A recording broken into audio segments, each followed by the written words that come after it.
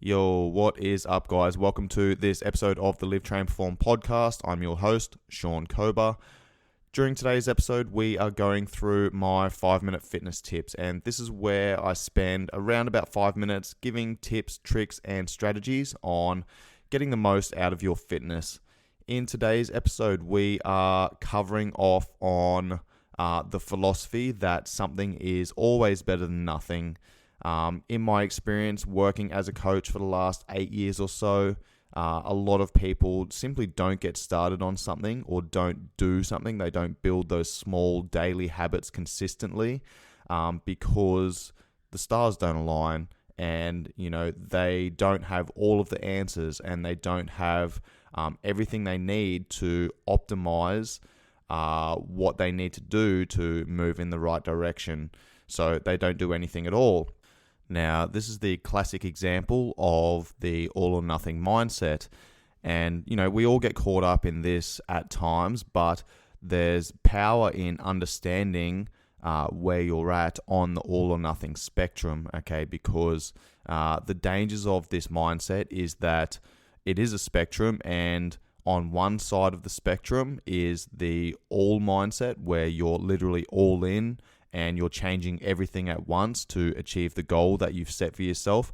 The problem with this is that it's difficult to change everything at once. It's difficult to do everything at once without making those small changes on a day-to-day basis over long periods of time that then become habits. And, you can follow this all mindset when you're motivated, but motivation comes and goes. It's fleeting. And if you haven't built those processes on a day-to-day basis, those small daily habits that add up over time, then, when that motivation fleets, then you've got nothing to fall back on. On the other end of the spectrum is the nothing mindset of, I don't have the answers for this. I don't know the right thing to do right now. I don't know what I should be eating, how I should be training, etc. So I'm just not going to do anything at all. And again, this is a spectrum, and if we understand that it's a spectrum, then it's much easier to understand that, either ends of the spectrum, in anything in life, either ends of the spectrum is not where the answers are. The answers are always in the middle. So when we think about it like that, it's much easier to put ourselves in the right mindset to be able to go, hey, something is better than nothing. And when we talk about something is better than nothing, it's about looking at those small actions that you can do right now that's going to move you in the right direction.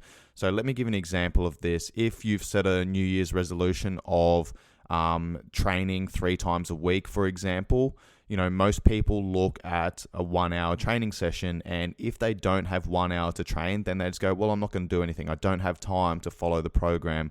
Okay, whereas the something is better than nothing mindset is like, all right, I don't have an hour to train. I've only got 30 minutes today.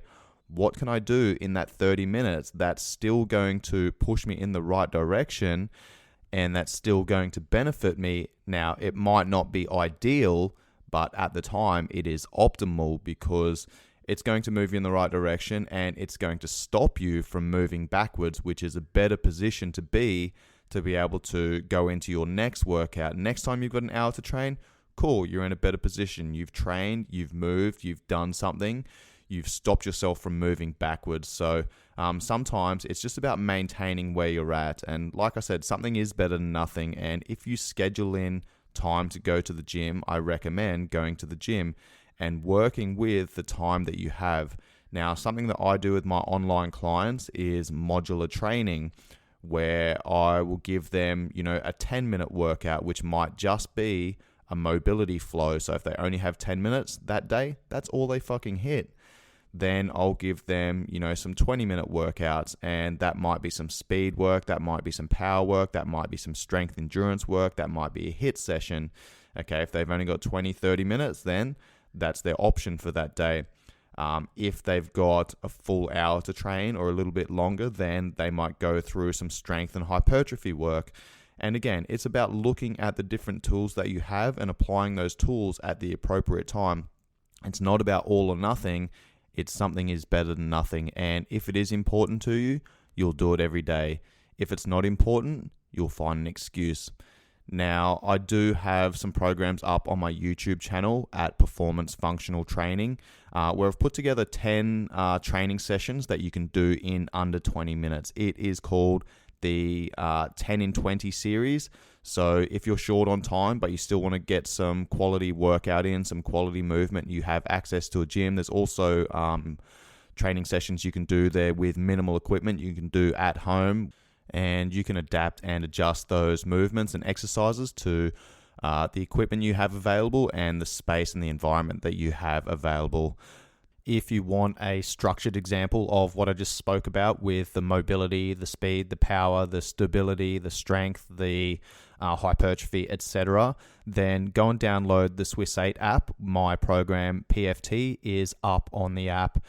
I'll have links for the Swiss 8 app in the show notes.